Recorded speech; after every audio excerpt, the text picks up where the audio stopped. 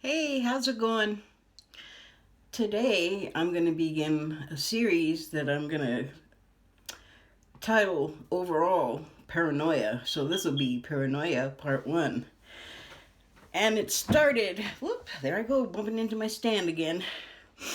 It started several weeks ago, and I've been meaning to come on here and, you know, talk about these shows that I saw that fell under the Paranoia umbrella.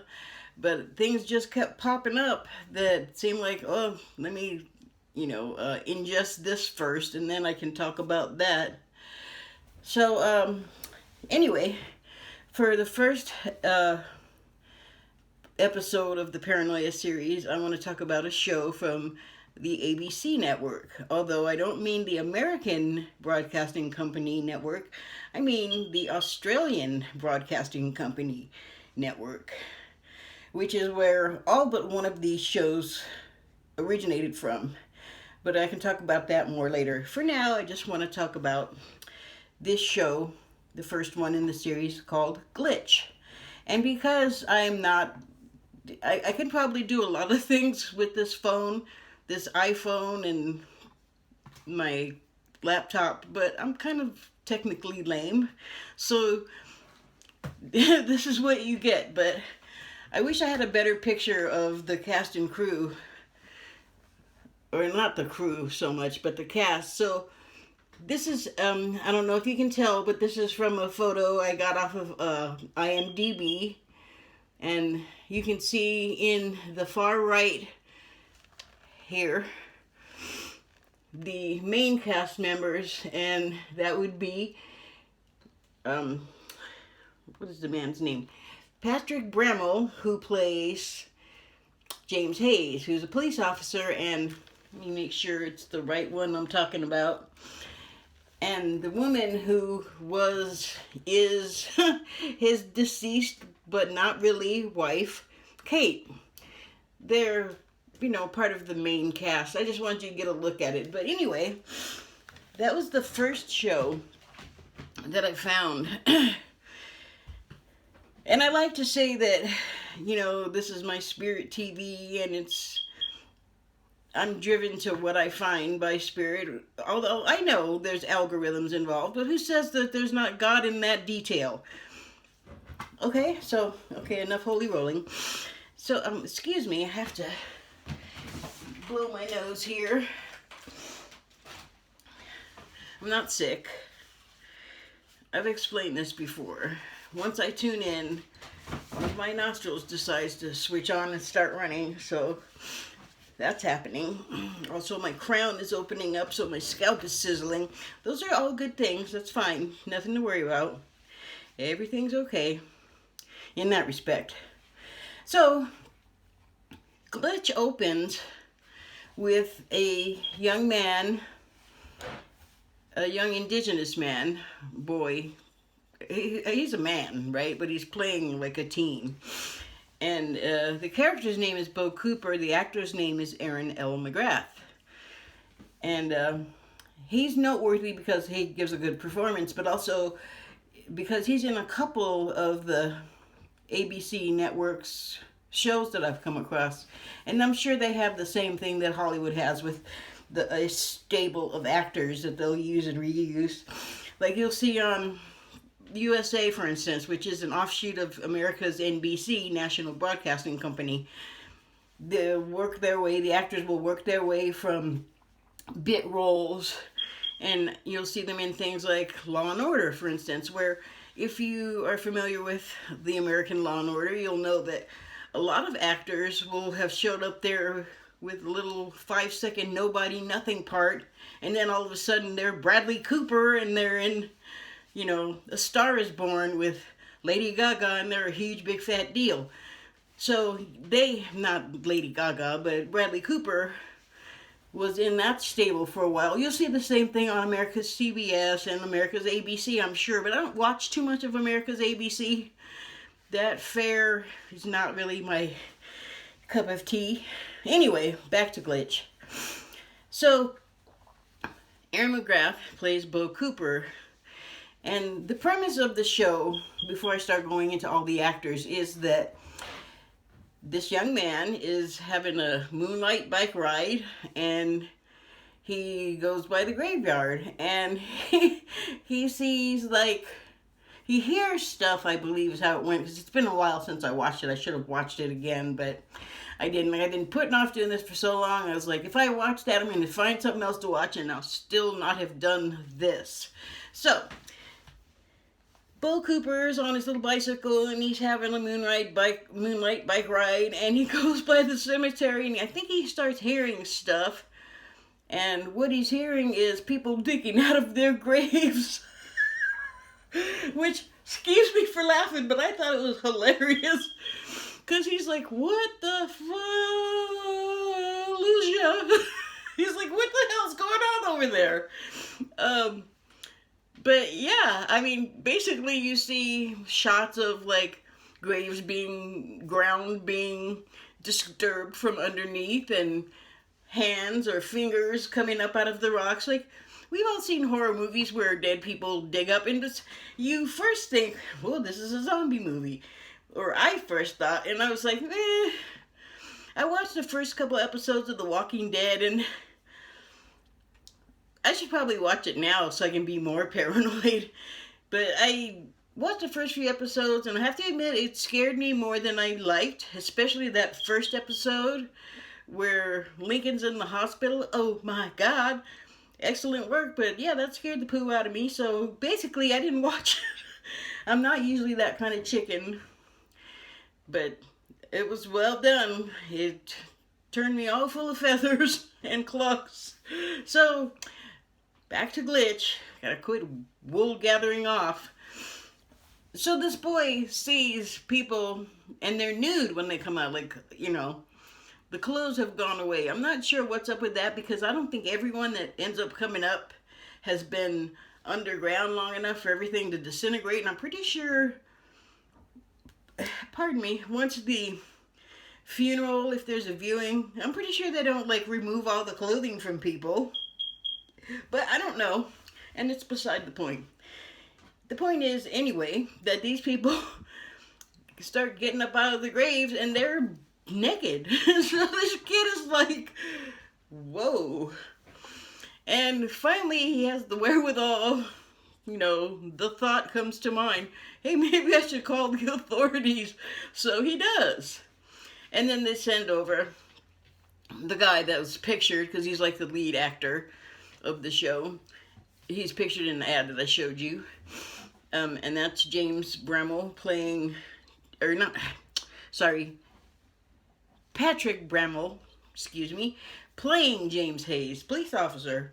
And he is basically the lead officer in the fictional Australian town of Yoorana, which is Yoorana. And it's a country town, and this police station is sort of like what we have where I live, which was little, like, police outposts they have a small staff, and you know, if anything huge happens, they then have to call, like, a larger portion of their agency or whatever. But anyway, he is like the lead officer in this little county town's little police post. And he is he's a father-to-be to a woman named Sarah, who was his co-worker. And turns out Sarah was also the best friend of his deceased wife. Well, guess who's the first person to come up out of the grave and start walking around? Hit James Hayes' deceased wife, Kate Willis. I don't know why they have different last names. It doesn't matter, but there it is. And I'm sure that any young man, most young men, I'm not going to say any young man, because some men might be gay, young men might be gay and might find a naked woman walking around totally disgusting. But this kid is, like, spellbound, as, you know, I mean, even in the non-sexual nature, you would be spellbound by somebody all of a sudden digging out of their grave. So he sits there and watches for a while, this kid. And I don't know that he sees it right then and there, but that night a couple of other people also get up, and they're part of the story. Crucial to the story, actually. So anyway, kid finally gets on the phone and calls the police, and Officer James Hayes comes down to the cemetery. And he enlists the boys' help, I believe, in, like, getting the people, like, calmed down. I think they just have the one person, which is his ex-wife. And I don't know what the problem was, but he didn't seem to realize, Officer Hayes, that this person that got up, that he's now, like, having to wrap in a blanket and load into the medical van of another character who is, let me see here, she was Dr. Alicia McKellar, and she's also crucial to the story. Pardon me.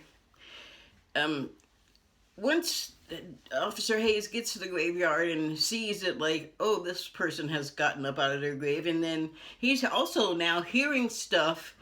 He's waiting for Dr. McKellar to come down with the medical ambulance, because there's such a small town that, well, I mean, at the end of this, I will say, of course, watch this. It's awesome. But if you watch it, you'll understand that it's a small community and the resources are not huge. So this doctor, I think she runs a clinic, right? And so he calls her up because she has the ambulance, and the police station doesn't really have that much in the way of emergency vehicles for this type of situation. So the boy is helping, Bo Cooper is helping Officer Hayes, and eventually Dr. McKellar load these people in. But the first one is his ex-wife, who, she hasn't been dead that long. And, but he doesn't seem to register that, like, dude, that is your dead wife that you really, really loved. And where's your head? Is what I was thinking. But, he helps load her up, and then a couple of other people get up, and one's a lady who died in a car crash with her daughter, who she didn't know was in the car when they crashed. Oh, I am so blowing it. When I do these, there will always be spoilers. I'm not going to, like, hold anything back. I'm just going to talk about the plot. Always there's going to be spoilers. Also, this is in no way intended for children. I would think that it would be boring to a child. And so, yeah, not really meant for kids. Anything else? I'm not monetized, so anything that I happen to show, I'm not playing music anymore because it's just, I don't know, I just didn't do it today. But anything I show is with the absolute gratitude of the makers of anything that I'm on here talking about. So appreciate it, because basically what you're doing is giving me something to do. And we're right now, let me just sort of digress here for a second on actual things in life on this side of the screen. Right now we're having this pandemic with the crown virus, let's call it. They're talking about people socially distancing themselves. Well, let me just say that I've been socially distanced for years, so this whole thing that's going on is not that big of a difference in my life. I don't want to digress about myself too much. I'm just saying that this is something that I would have been doing pandemic or not. I would have been socially distancing pandemic or not. Okay, that's junk out of the way. Let me get back to the story. So, the woman who dies in the car crash, I'm just going to skip far ahead in the story about this woman, but her family are Italian immigrants to Australia. And her husband's very conservative. And at the time, she's been dead a while, this woman, this Italian woman. and her husband is he's very conservative. He's not crazy about her, like, driving the car or even knowing how to drive, but she ends up on the sly giving one of her music students, because she's a piano teacher, lessons in exchange for learning how to drive. And then I'm not going to worry about whose car or what car when, but she gets in, I guess, the family car after an argument with the husband, who I think finds out about the driving lessons, or thinks that the driving lessons were an excuse for his wife and this young man who was her student. He's basically a boy to this woman. And he just thinks his wife is a total purr, like she's out getting it on with this boy. And he just immediately thinks the worst. And I think somebody planted a seed in his mind to go that direction. I'll leave some mystery to the story. Oops. There we go. But they get into an argument, this man and his wife, the Italian couple, and she gets upset and jumps up and runs out and takes the car. I don't think hubby knows at that point that she actually knows how to drive. So he's flipping out already, thinking, oh my God, she's going to get in the car and kill herself. Neither of them know that the daughter is in the car. She was hiding in the back seat. And the mother doesn't even find about this until she's resurrected. Woo, woo, whoop. Plot twist. So, she's one of the people that gets up. Resurrected, gets up, whatever you want to call it. But they end up having about 3 or 4 people to take away in the ambulance back to Dr. McKellar's clinic.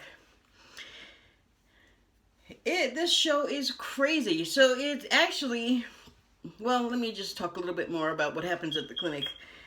I think they end up, the first run of people that they take over ends up being Kate Willis, Officer James Hayes' deceased wife, the Italian woman who, oh God bless it, let me see if I can find what her name was in the cast. Dude, oh yeah, I'm not finding it that easily. The heck was her name? Oh. Okay, so I guess she was Maria. Yeah, Maria. Okay, memory finally kicks in. So, dead Kate, dead Maria, a young man, very young man, Charlie, I believe, is one of the ones they get right at first, and then well, another one gets up, but he doesn't get taken to the clinic, like, I don't think ever, and he is, and this guy died a long ways back.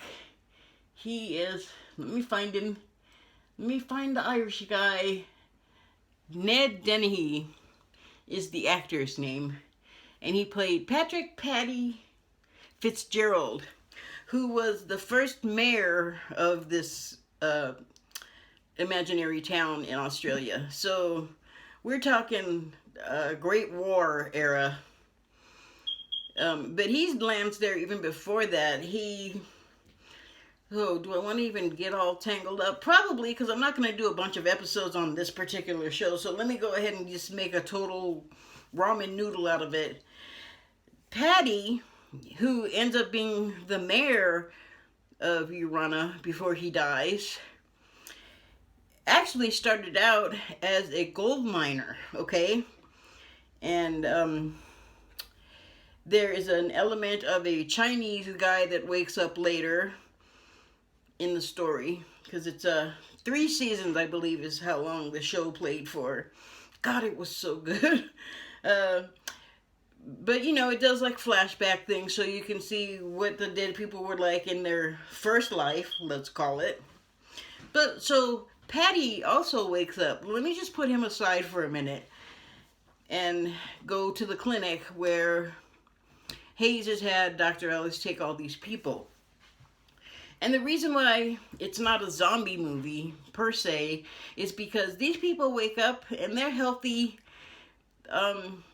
They're a little bit dim on what's going on because it takes a minute for them to recalibrate their minds, and then also, you know, hi, I just woke up from being dead. What the F? And whoa, okay, I think is their basic state of mind for a while. And then gradually their memories come back and things settle. So, these people, not being zombies, are not looking to eat people's brains. And that's a nice change. But what they do want to do is have that second chance at life. And that's a big theme in the show, is having that second chance. Which, I'll get to it. I was going to start getting even more confusing, but let me just stay at the clinic. So, at the clinic, people kind of are like, why am I here? I sort of remember being alive, and wait, I was dead, and how long have I been dead now? It's like, it's so interesting the way they did it. I just loved it. And, oh, Alicia, Dr. Alicia, shame on you. She ends up being so terrible. In the clinic, she makes no mention of the fact that she knows all about, like, these people and why it's happening, and maybe even was the cause of a lot of it herself. Well, no, maybe about it. Like, eventually you learn that she totally is a part of it and knew what was going to happen. But I'll tell you something that really turned me on about it, as far as the fictional part of the story, or the part of the story being fictional, and the way it relates to actual life, is one thing that they do in it,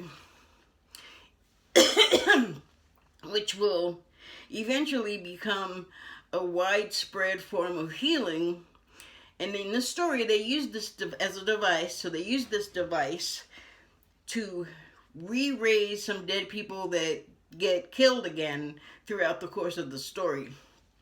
And that is sound wave therapy healing, basically, which is in use in small areas, in a small way currently on this side of the screen in real life.